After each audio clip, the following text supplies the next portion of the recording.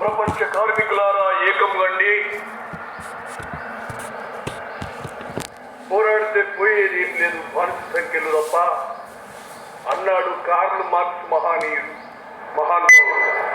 కాబట్టి Karl Marx రాసిన సిద్ధాంతం ప్రకారం ప్రప్రదంగా పనిచేసే ప్రతి ఒక్కరు కూడా శ్రామికులే. మన అందరు కార్మికులమే, శ్రామికులమే.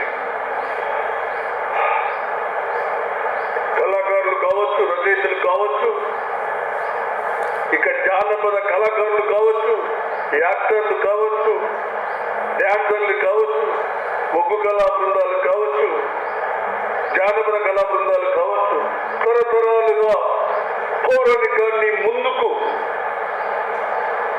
తీసుకుపోతున్నటువంటి కళామ బిడ్డలను ఆదరించాలని, ఆదుకోవాలని ప్రతి కళాకారునికి ప్రస్తుత ప్రభుత్వం, తెలంగాణ రాష్ట్ర ముఖ్యమంత్రి వర్యులు రేవంత్ రెడ్డి గారు